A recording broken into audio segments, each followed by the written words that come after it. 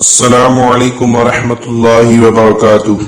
ایک نصیحت آموز واقعات۔ ایک بادشاہ محل کی چھت پر ٹہلنے چلا گیا۔ ٹہلتے ٹہلتے اس کی نظر محل کے نزدیک گھر کی چھت پر پڑی، جس پر ایک بہت خوبصورت عورت کپڑے سکھا رہی تھی۔ بادشاہ نے اپنی ایک باندی کو بلا کر پوچھا، کس کی بیوی ہے یہ؟ باندی نے کہا، بادشاہ سلامت، یہ آپ کے غلام فیروز کی بیوی ہے۔ بادشاہ نیچے اترا۔ بادشاہ پر اس عورت کے حسن و جمال کا سحر سا چھا گیا تھا۔ اس نے فیروز کو بلایا۔ فیروز حاضر ہوا تو بادشاہ نے کہا، فیروز، ہمارا ایک کام ہے، ہمارا ایک خط فلاں ملک کی بادشاہ کو دے آؤ اور اس کا جواب بھی ان سے لے آنا۔ فیروز اس خط کو لے کر گھر واپس آ گیا۔ خط کو اپنے تکیے کے نیچے رکھ دیا، سفر کا سامان تیار کیا، رات گھر میں گزاری اور صبح منزل مقصود پر روانہ ہو گیا۔ اس بات سے لا علم کہ بادشاہ نے اس کے ساتھ کیا چال چلی ہے۔ ادھر فیروز جیسے ہی نظروں سے اوجھل ہوا، بادشاہ چپکے سے فیروز کے گھر پہنچا اور آہستہ سے فیروز کے گھر کا دروازہ کھٹکھٹایا۔ فیروز کی بیوی نے پوچھا، کون ہے؟ بادشاہ نے کہا، میں بادشاہ ہوں، تمہارے شوہر کا مالک۔ تو اس نے دروازہ کھولا۔ بادشاہ اندر آ کر بیٹھ گیا۔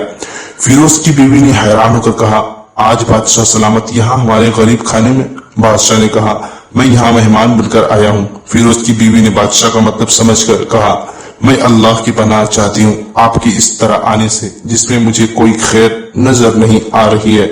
بادشاہ نے غصے میں کہا، اے لڑکی، کیا کہہ رہی ہو تم؟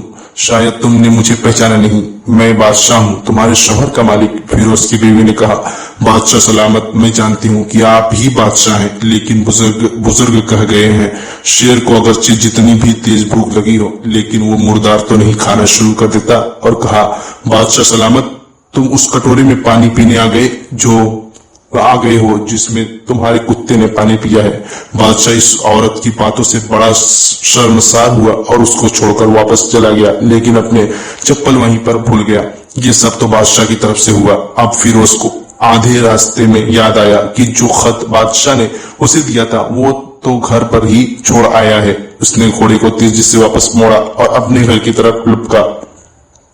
فیروز اپنے گھر پہنچا تو تکیے کے نیچے سے خط نکالتے وقت اس کی نظر پلنگ کے نیچے پڑے بادشاہ کے نعل یعنی چپل پر پڑی، جو وہ جلدی میں بھول گیا تھا۔ فیروز کا سر چکرا کر رہ گیا اور وہ سمجھ گیا کہ بادشاہ نے اس کو سفر پر صرف اس لیے بھیجا تاکہ وہ اپنا مطلب پورا کر سکے۔ فیروز کسی کو کچھ بتائے بغیر چپ چاپ گھر سے نکلا۔ خط لے کر وہ چل پڑا اور کام ختم کرنے کے بعد بادشاہ کے پاس واپس آیا تو بادشاہ نے انعام کے طور پر اسے 100 دینار دیے۔ فیروز دینار لے کر بازار گیا اور عورتوں کے استعمال کے قیمتی کپڑے اور کچھ تحائف بھی خرید دیے۔ کچھ گھر پہنچ کر بیوی کو سلام کیا اور کہا، چلو تمہارے میکے چلتے ہیں۔ بیوی نے پوچھا، یہ کیا ہے؟ کہا، بادشاہ نے انعام دیا ہے اور میں چاہتا ہوں کہ یہ پہن کر اپنے گھر والوں کو بھی دکھاؤ۔ بیوی، جیسے آپ چاہیں۔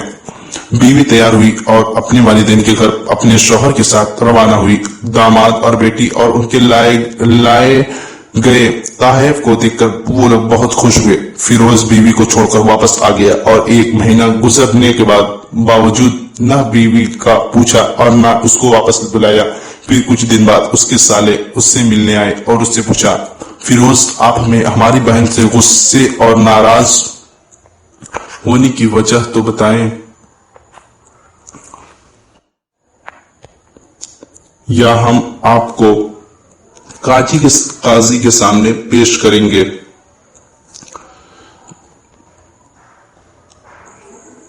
تو اس نے کہا، اگر تم چاہو تو آپ کر لو، لیکن میرے ذمہ اس کا ایسا کوئی حق باقی نہیں جو میں نے ادا نہ کیا ہو۔ وہ لوگ اپنا کیس قاضی کے پاس لے گئے تو قاضی نے فیروز کو بلایا۔ قاضی اس وقت بادشاہ کے پاس بیٹھا ہوا تھا۔ لڑکی کے بھائیوں نے کہا، اللہ بادشاہ سلامت اور قاضی القضاء کو قائم و دائم رکھے۔ قاضی صاحب، ہم نے ایک سرسبز باغ، درخت پھولوں سے بھرے ہوئے اور ساتھ میں میٹھے پانی کا کنواں اس شخص کے حوالے میں دیا تو اس شخص نے ہمارا باغ اجاڑ دیا، سارے پھل کھا لیے، درخت کاٹ لیے اور کنویں کو خراب کر کے بند کر دیا۔ قاضی فیروز کی طرف متوجہ ہو کر پوچھا، ہاں تو لڑکے، تم کیا کہتے ہو اس بارے میں؟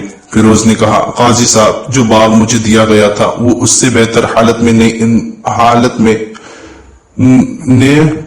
حالت میں انہیں واپس کیا ہے انہیں واپس کیا ہے۔ قاضی نے پوچھا کیا اس نے باغ تمہارے حوالے ویسے ہی حالت میں واپس کیا ہے جیسے پہلے تھا؟ انہوں نے کہا ہاں ویسے ہی حالت میں واپس کیا ہے، لیکن ہم اس سے باغ واپس کرنے کی وجہ پوچھنا چاہتے ہیں۔ قاضی ہاں فیروز، تم کیا کہنا چاہتے ہو اس بارے میں؟ فیروز نے کہا قاضی صاحب، میں باغ کسی بغض یا نفرت کی وجہ سے نہیں چھوڑا، بلکہ اس لیے چھوڑا کہ ایک دن میں باغ میں آیا تو اس میں نے شیر کے پنجوں کے نشان دیکھے تو مجھے خوف ہوا کہ وہ شیر مجھے کھا جائے گا، اس لیے شیر کے اقران کی وجہ سے میں نے باغ میں جانا بند کر دیا۔ بادشاہ جو ٹیک لگائے یہ سب کچھ سن رہا تھا اور اٹھ کر بیٹھ گیا اور کہا فیروز اپنے باغ کی طرف امن اور مطمئن ہو کر جاؤ، واللہ اس میں کوئی شک نہیں کہ شیر تمہارے باغ آیا تھا، لیکن وہ وہاں پر نہ تو کوئی اثر چھوڑ سکا،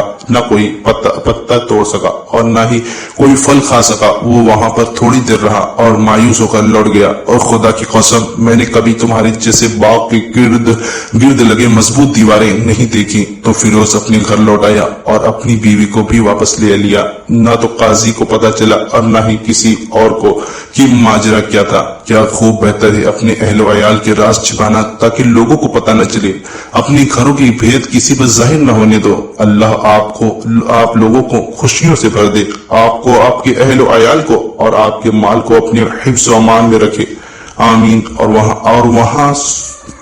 اور ہاں سوچنا لازمی شکریہ دعا میں یاد رکھنا۔ خدا حافظ، السلام علیکم ورحمۃ اللہ وبرکاتہ۔